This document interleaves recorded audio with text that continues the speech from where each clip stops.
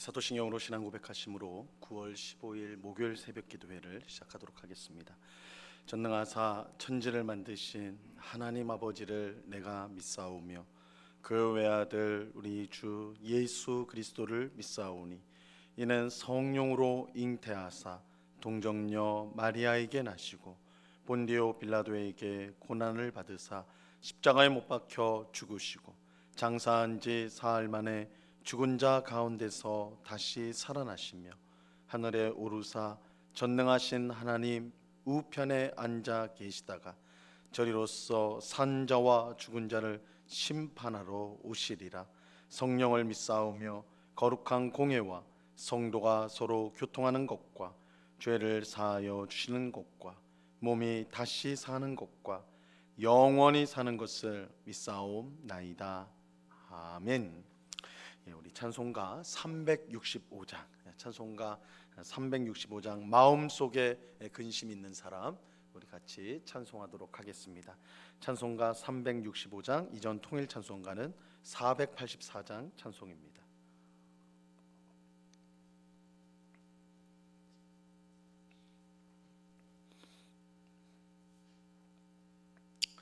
찬송가 365장을 같이 찬송하도록 하겠습니다. 마음속에 근심 있는 사람 주 예수 앞에 달래어라. 슬픈 마음 있을 때라도 주 예수께 아뢰라. 주 예수 앞에 달래어라. 주리의 친구니 무엇이나 근심하지 말고 주 예수께 아뢰라. 눈물 나며 깊은 한숨 쉴 때 주 예수 앞에 달래어라. 은밀한 죄 내게 있더라도 주 예수께 아뢰라. 주 예수 앞에 달래어라. 주리의 친구니 무엇이나 근심하지 말고 주 예수께 아뢰라. 괴로움과 두려움 있을 때 주 예수 앞에 달래어라. 내일 일을 염려하지 말고 주 예수께 아뢰라. 주 예수 앞에 달래어라. 주리의 친구니 무엇이나 근심하지 말고 주 예수께 아뢰라. 죽음 앞에 겁을 내는 자여 주 예수 앞에 달래어라. 하늘나라 바라보는 자여 주 예수께 아뢰라. 주 예수 앞에 달래어라. 주리의 친구니 무엇이나 근심하지 말고 주 예수께 아뢰라. 아멘. 같이 기도하겠습니다. 참 좋으신 아버지 하나님, 오늘도 저희들을 기도의 자리, 은혜의 자리로 불러주심을 감사합니다. 오늘도 오직 하나님만 바라보며 주님의 약속의 말씀을 붙들며 살아가는 저희가 되게 하여 주시옵소서. 사람이 떡으로만 살 것이 아니요 하나님의 입에서 나오는 모든 말씀으로 살 것이라 하셨사오니 오늘도 하나님의 말씀을 읽고 묵상하고 또한 그 말씀에 순종함으로 주님이 주시는 참된 양식, 영의 양식을 충만히 공급받아 이 세상을 승리하면서 살아가는 저희 모두가 되게 하여 주시옵소서. 이 세상을 이김은 주 예수 그리스도를 믿는 믿음으로 우리가 이길 수 있음을 우리가 믿습니다. 아버지 하나님, 예수님을 향한 믿음을 온전히 가질 수 있도록 도와주시고 믿음 없이 행하는 저희를 불쌍히 여겨주사 모든 일에 주 예수 그리스도를 믿는 믿음으로 행하는 저희 모두가 되도록 주님 도와 주시옵소서. 아버지 하나님, 이 시간에 우리 마음속에 있는 염려와 근심들을 주님 앞에 맡깁니다. 우리가 아무리 염려하고 근심해도 무엇 하나 할 수 없는 우리임을 고백합니다.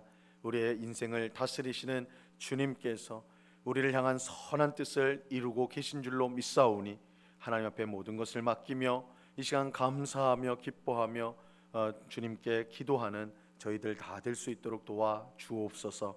이 시간 주의 말씀을 듣고자 합니다. 성령 하나님께서 밝히 조명하여 주셔서 주의 말씀의 뜻을 깨닫게 하시고 이 말씀을 우리의 마음에 새기게 하시고 순종함으로 하나님을 기쁘시게 하는 삶을 날마다 살아갈 수 있도록 도와 주옵소서. 귀한 은혜 주실 주님께 감사와 찬양을 올려드리오며 예수 그리스도 이름으로 기도드리옵나이다. 아멘. 우리 하나님 말씀을 다 같이 봅니다. 마태복음 21장 12절로 14절까지의 말씀을 우리가 다 같이 보도록 하겠습니다. 마태복음 21장 12절로 14절까지의 말씀입니다.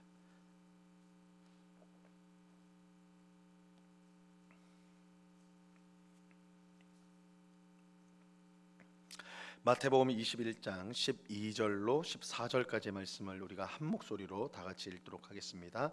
같이 읽습니다. 시작. 예수께서 성전에 들어가사 성전 안에서 매매하는 모든 사람들을 내쫓으시며 돈 바꾸는 사람들의 상과 비둘기 파는 사람들의 의자를 둘러 엎으시고 그들에게 이르시되 기록된 바 내 집은 기도하는 집이라 일컬음을 받으리라 하였거늘 너희는 강도의 소굴을 만드는도다 하시니라. 맹인과 저는 자들이 성전에서 예수께 나아오매 고쳐 주시니. 아멘. 예수님은 나귀 새끼를 타고 예루살렘 성에 들어오심으로 스가랴 선지자의 예언을 성취하셨습니다. 스가랴 선지자는 이스라엘을 회복시키는 왕이 임하게 될 것인데 그는 겸손하여서 나귀 새끼를 탈 것이다 이렇게 예언하였습니다. 예수님은 그 예언을 따라 나귀 새끼를 타고 예루살렘 성으로 들어가심으로 자신이 이스라엘을 회복하시는 참된 왕이심을 알려주셨습니다. 예수님이 겸손한 왕이라는 것은 그가 세상의 다른 왕처럼 군대의 힘으로 적들을 정복하는 왕이 아니라 자기의 십자가 죽음과 부활로 모든 사람의 원수인 죄와 죽음을 정복하는 왕이기 때문입니다. 예수님은 군림하는 왕이 아니라 다른 사람 위에 서서 군림하는 왕이 아니라 오히려 사람들에게 구원을 가져다 주는 섬기는 왕이었어요. 이처럼 나귀 새끼를 타고 예루살렘에 오신 예수님은 제일 먼저 성전에 들어가셨습니다. 근데 예수님은 그 누구도 상상하지 못한 일을 성전에서 행하셨습니다. 12절 말씀을 보세요. 예수께서 성전에 들어가사 성전 안에서 매매하는 모든 사람들을 내쫓으시며 돈 바꾸는 사람들의 상과 비둘기 파는 사람들의 의자를 둘러 엎으시고. 이 성전에 들어가신 예수님은 기도를 하거나 제사를 드리지 않았습니다. 예수님은 성전 안에서 장사하는 모든 사람을 내쫓으시고 돈 바꾸는 사람들의 상과 비둘기 파는 사람들의 의자를 둘러 엎으셨습니다. 이처럼 과격한 예수님의 모습은 사실 그 어디에서도 찾아보기가 어렵습니다. 예수님 왜 이처럼 과격한 행동을 하셨을까요? 온유하신 주님, 자비가 풍성하신 예수님께서 어떻게 이 성전에서 이렇게 사람들을 내쫓고 상을 엎고 의자를 둘러 엎는 그런 과격한 행동을 하셨을까요? 그것도 가장 거룩한 장소인 성전에서 그 일을 행하셨을까요? 이 어떤 사람들은 예수님이 거룩한 성전에서 장사하는 것을 못마땅하게 여겼기 때문이다. 성전에서 장사하는 사람들을 보고 분노해서 그런 것이다 이렇게 말하죠. 하지만 성전 안에서 이 장사하는 사람들은 불법적으로 그 일을 하는 것이 아니었어요. 오히려 율법은 멀리서 오는 사람들을 위해 성전 안에서 물건을 사고 팔 수 있도록 허용하였습니다. 신명기 14장 24절로 26절까지 보면요 이렇게 말씀하고 있습니다. 그러나 내 하나님 여호와께서 자기의 이름을 두시려고 택하신 곳이 내게서 너무 멀고 행로가 어려워서 내 하나님 여호와께서 그 풍부히 주신 것을 가지고 갈 수 없거든 그것을 돈으로 바꾸어 그 돈을 싸가지고 내 하나님 여호와께서 택하신 곳으로 가서 내 마음에 원하는 모든 것을 그 돈으로 사되 소나 양이나 포도주나 독주 등 내 마음에 원하는 모든 것을 구하고 거기 내 하나님 여호와 앞에서 너와 내 권속이 함께 먹고 즐거워할 것이며. 그러니까 멀리서 사는 사람들이 이 성전, 예루살렘에 있는 성전에 와서 제사를 드리러 갈 때 자기가 사는 곳에서 제물을 들고 갈 수가 없잖아요. 그래서 율법은 아예 그것을 돈으로 가져와서 이 성전에서 그 돈으로 제물을 드릴 뭐 소나 양이나 염소나 뭐 이런 것들을 사라, 그리고 하나님 앞에 드려라, 이렇게 율법은 정하고 있습니다. 이렇게 보면 성전 안에서 장사하는 사람들이 불법적인 일을 하는 것이 아니라 오히려 멀리서 오는 사람들이 제사를 잘 드릴 수 있도록 이 편의를 봐주고 있었음을 우리가 알 수가 있습니다. 우리가 이제 성전 안에 돈 바꾸는 사람들이 있다고 그랬는데, 이것은 해외에서 오는 유대인들, 해외에서 제사를 드리기 위해서 오는 사람들이 돈을 바꿔주고, 그래서 그 사람들이 유대에서 쓰는 돈을 가지고 다시 재물을 살 수 있도록 그렇게 이제 편의를 봐주는 사람들이었어요. 하지만 예수님께서 이 사실을 모를 리 없는데 왜 예수님은 이 장사하는 사람들을 모두 쫓아내셨을까요? 그 이유는 처음에는 제사를 돕기 위해 장사를 하였지만, 율법에 정한 대로 제사를 돕기 위한 장사였지만, 이 나중에는 장사꾼들이 점점 더 많은 이익을 얻기 위해서 성전을 시장으로 만들어 버렸기 때문입니다. 이 장사하는 사람들이 돈에 눈이 멀어서 제사를 돕기 위한 장사가 아니라 자기 입속을 차리는 장사를 했기 때문입니다. 이러한 사실은 예수님이 하신 책망에서 우리가 분명히 확인할 수가 있어요. 오늘 보면 13절을 보세요. 그들에게 이르시되 기록된 바 내 집은 기도하는 집이라 일컬음을 받으리라 하였거늘 너희는 강도의 소굴을 만드는도다 하시니라. 예수님은 기도하는 집인 성전을 너희가 강도의 소굴로 만들었다, 이렇게 책망하셨어요. 물론 예수님은 이 성전 안에서 장사하는 사람들, 장사꾼들만 야단친 것이 아니었습니다. 그들이, 장사꾼들이 장사할 수 있도록, 성전 안에서 장사할 수 있도록 허락하고, 또한 거기에 따른 이윤을 챙겼던 종교 지도자들, 또 자기 편리한 대로 제사하기를 원했던 이스라엘 백성 모두를 책망하신 것이었습니다. 사실 예수님께서 성전을 강도의 소굴이라고 말씀한 것은 매우 충격적인 말씀이 아닐 수가 없습니다. 왜냐하면 성전은 무엇보다 하나님이 친히 임재하시는 곳이기 때문입니다. 그래서 구약 성경은 성전을 여호와의 전 혹은 여호와의 집이라고 말하고 있습니다. 그러니까 하나님께서 거하시는 곳, 하나님께서 머무시는 곳이 성전이란 말이에요. 하나님이 계신 곳을 강도의 소굴이라고 말했으니 그 말을 들은 사람들은 큰 충격을 받을 수밖에 없었습니다. 그런데 성전을 가리켜 이 강도의 소굴이라 이렇게 말한 분은 예수님이 처음이 아니었어요. 하나님은 예레미야 선지자를 통해 이미 성전을 도둑의 소굴이다 이렇게 부르셨습니다. 예레미야서 7장 11절 말씀에 보면요, 내 이름으로 일컬음을 받는 이 집이 너희 눈에는 도둑의 소굴로 보이느냐, 보라 나 곧 내가 그것을 보았노라, 여호와의 말씀이니라. 하나님은 내 이름으로 일컫는 이 집, 하나님의 이름으로 일컫는 이 집은 바로 성전이죠. 이 성전이 도둑의 소굴이 되었다, 이곳이 성전이 아니라 도둑의 소굴이 되었다, 이렇게 말씀하셨어요. 예레미야 선지자가 활동하던 당시 이스라엘은 안과 밖으로 큰 위기 속에 있었습니다. 이 안으로는 우상 숭배와 온갖 죄악이 가득했고, 밖으로는 북쪽에 있는 바벨론이 세력을 계속해서 확장하여 이스라엘을 위협하고 있었어요. 그런데 이런 위기 속에서, 정말 그야말로 안과 밖의 위기죠, 이런 총체적 위기 속에서도 이스라엘 백성들은 큰 걱정을 하지 않았습니다. 왜냐하면 그들은 성전이 우리에게 있어서 안전하다고 믿었기 때문입니다. 성전에 하나님이 계신데 어느 누가 우리를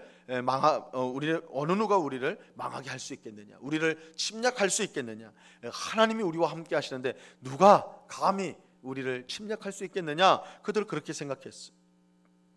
하지만 이것은 얼마나 어리석고 뻔뻔한 생각인지 모릅니다.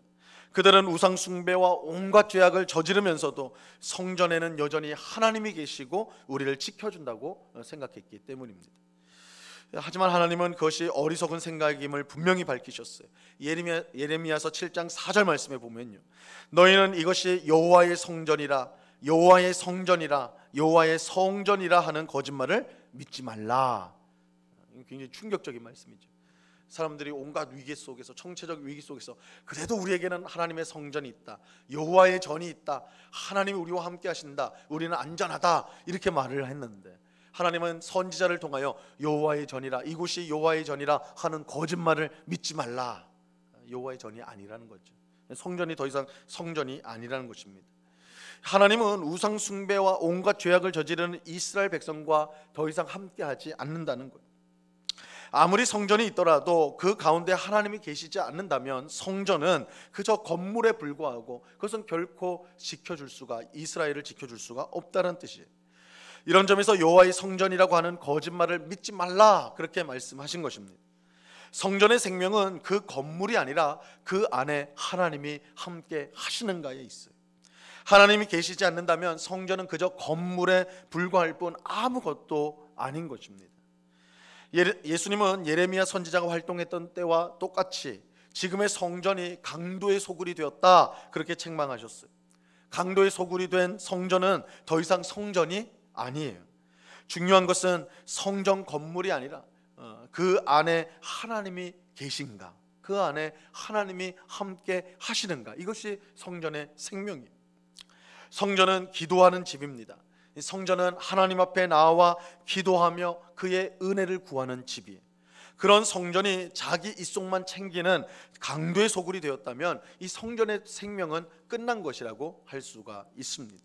그래서 오늘 이야기, 예수님께서 성전에 들어와서 장사꾼들을 몰아낸 이 사건을 보통은 이제 성전 정화, 성전을 깨끗하게 한 사건이다, 성전 정화 사건이라고 그렇게 이제 보통은 말하는데, 실상은 성전을 심판한, 성전에 대한 심판을 선언한 사건이다라고 할 수가 있는 것이죠. 이곳은 더 이상 하나님 함께하지 않는다, 여기는 강도의 소굴일 뿐이다, 이런 것이. 성전의 생명은 화려한 건물이나 편리함에 있지 않습니다. 성전의 생명은 하나님께 나와 기도하며 그의 은혜를 받는 데 있는 것입니다. 이러한 사실은 예수님께서 장사꾼을 몰아낸 후에 성전에서 맹인과 저는 자들을 고쳐주신 것에서 분명히 확인할 수가 있습니다. 14절을 보세요. 맹인과 저는 자들이 성전에서 예수께 나아오매 고쳐주시니. 예수님은 하나님의 은혜를 구하며 간절한 마음으로 나온 맹인과 저는 자들을 성전에서 고쳐주셨습니다. 이처럼 성전은 하나님을 만나는 곳이요, 또한 기도하는 곳이고 은혜를 받아 구원을 얻는 곳입니다. 우리는 오늘날 교회가 기도의 집인지 혹은 강도의 소굴인지를 우리가 잘 살펴보아야 합니다. 사람의 욕망과 즐거움이 가득한 교회라면 그곳은 강도의 소굴이지 주님이 함께 하시는 성전일 수가 없습니다. 참 교회는 화려한 건물이나 수많은 사람들, 또한 좋은 프로그램으로 이루어지는 것이 아니에요.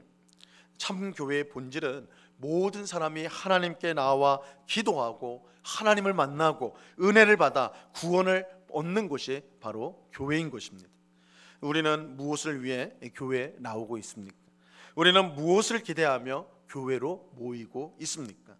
우리는 기도하기 위해 나와야 합니다. 우리는 하나님을 만나기 위해 나와야 하는 것입니다. 하나님을 만나 그의 은혜를 받고 구원을 받기 위해서 교회로 나와야 하는 것입니다. 성전이 기도의 집이듯 교회 또한 하나님을 만나는 기도의 집이 됩니다. 이 사실을 기억하고 교회를 통해 하나님께 더 가까이 나오는 우리 모두가 될 수 있기를 바랍니다. 교회를 통해 항상 하나님을 뵙고 그가 베푸시는 은혜와 구원을 경험하는 우리가 될 수 있기를 바랍니다. 성전에 화려한 성전 건물이 있을지라도 그 가운데 하나님이 계시지 않다면 그럼 빈 껍데기 건물에 불과하듯이 교회도 성도들이 함께 모여서 하나님 앞에 기도하고 하나님의 은혜를 받고 또한 구원받는 이러한 일이 없다면 그 교회도 껍데기일 수밖에 없는 것입니다. 아무리 교회에 많은 사람이 모여 있고 또한 다양한 프로그램들이 있고 또한 이곳에 오면 즐겁고 행복하다 할지라도 이곳에 기도가 없고 이곳에 하나님을 만나는 만남이 없고 구원을 받는 그 은혜가 없다면 아무것도 아니라는 것이죠. 우리가 주님 앞에서 교회를 바르게 세워간다고 할 때 우리는 이곳을 강도의 소굴, 도적의 소굴로 만들어서는 안 되고 정말 하나님께서 말씀하신 기도의 집, 하나님을 만나는 곳, 구원이 임하는 곳으로 우리가 교회를 함께 세워가는 일에 우리 모두는 힘써야 할 것입니다. 하나님께서 은혜를 베풀어 주셔서 우리 교회가 참으로 기도하는 집이요, 또한 하나님을 만나는 곳이요, 하나님의 은혜를 받아 구원을 얻는 그런 귀한 정말 주님의 집, 주님이 기뻐하시는 성전으로 지어져가는 우리 교회가 될 수 있기를, 또 우리 모두가 그런 교회를 세워가는 일에 힘쓸 수 있기를 우리 주님의 이름으로 간절히 축원합니다. 기도하겠습니다. 하나님 아버지, 감사합니다. 우리 주님께서 성전에 들어가서 거기서 장사하는 모든 장사꾼들을 몰아내셨습니다. 그들의 의자와 그들의 책상을 뒤집어 엎으셨습니다. 예수님께서 그렇게 과격하게 행동한 것은 그들이 기도의 집인 성전 여호와의 전을 강도의 소굴로 만들었기 때문입니다. 사람의 탐욕을 만족시키고 자기 즐거움, 자기 입속을 차리는 그러한 곳으로 성전을 삼았기에 예수님은 그러한 성전은 껍데기요, 아무것도 아니라는 것을, 그리고 그런 성전은 멸망해야 마땅하다는 것을, 심판받아 마땅하다는 것을 선언하기 위해서 예수님께서 그렇게 행동하셨던 것입니다. 주님, 오늘 말씀을 우리가 마음에 잘 새기면서 우리가 세워가고 있는 성전, 이 교회, 우리 응곡교회가 어떤 교회인지를 우리가 생각해 봅니다. 주님, 무엇보다 우리 응곡교회가 기도하는 집이 되게 하여 주시옵소서.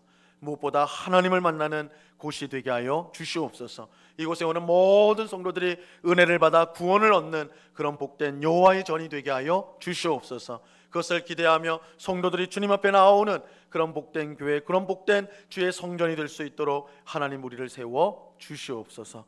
아버지 하나님, 언제부턴가 교회가 이 세상의 동호회와 같은, 그저 좋아하는 사람들, 또한 함께하고자 하는 사람들이 모여서 그렇게 즐거움을 나누는 그런 곳으로 전락하는 그런 경우들이 많이 있음을 보게 됩니다. 무엇보다 주님, 그런 껍데기 교회가 되지 않게 하시고 정말 하나님이 함께 하시고 그 풍성한 은혜를 누리며, 그래서 이곳에서 하나님 받은 은혜로 세상을 승리하는 성도들의 거룩한 모임, 거룩한 공동체, 그런 교회가 될 수 있도록 주님, 우리를 그런 복된 공동체로 만들어 주시옵소서. 아버지 하나님, 또한 이 시간에 간절히 기도합기는 우리 교회가 파송한 우리 박충성 이슬원 선교사를 위해서 기도합니다. 아버지 하나님, 우리 귀한 선교사들을 통해서 주님의 복음을 세계 만방으로 전파케 하시니 감사합니다. 아버지 하나님, 지금은 언어를 습득하는, 그 나라의 언어를 배우고 또한 사람들을 만나고 또한 어떻게 장차 복음을 전할지 그런 선교를 계획하는 그런 시기를 보내고 있사오니 아버지 하나님, 저들을 긍휼히 여기시고 은혜와 지혜를 더하여 주셔서 하루속히 언어를 유창하게 잘 사용할 수 있도록 하나님 은혜를 베풀어 주시고, 또한 좋은 동역자들, 믿음의 동역자들, 현지인들을 만나서 앞으로의 선교 사역을 잘 계획하며 또한 이루어갈 수 있도록 은혜와 긍휼을 베풀어 주시옵소서. 늘 건강을 붙들어 주옵시고, 아버지 하나님, 특별히 어린 자녀가 있는데 하나님 건강하게 지켜주심으로 말미암아 하나님이 지키시는 선교사의 가정, 하나님께 영광을 돌리는 그 가정이 될 수 있도록 도와 주시옵소서. 우리 영곡교회는 우리 또한 선교사를 위해서 늘 기도로 깨어있게 하옵시고 기도로 동력하게 하옵시고, 아버지 하나님, 함께 정말 복음을 위해 힘씀으로 말미암아 우리 하나님 앞에 칭찬받는 우리 교회 또한 우리 선교사 될 수 있도록 은혜를 내리워 주시옵소서. 이 시간 여러 가지 간구의 제목들로 기도하는 주의 백성들 한 사람 한 사람 붙들어 주시고, 이 시간 우리의 모든 것을 주 앞에 아뢰을 때에 주님의 뜻 가운데 응답받는 복된 새벽, 하나님의 역사가 임하는 복된 새벽이 될 수 있도록 하나님 함께하여 주시옵소서. 감사와 찬송을 주께 드리오며 예수 그리스도 이름으로 기도드리옵나이다. 아멘. 하늘에 계신 우리 아버지여, 이름이 거룩히 여김을 받으시오며 나라에 임하옵시며 뜻이 하늘에서 이룬 것 같이 땅에서도 이루어지이다. 오늘날 우리에게 일용할 양식을 주옵시고, 우리가 우리에게 죄 지은 자를 사하여 준 것 같이 우리 죄를 사하여 주옵시고, 우리를 시험에 들게 하지 마옵시고 다만 악에서 구하옵소서. 대개 나라와 권세와 영광이 아버지께 영원히 있사옵나이다. 아멘.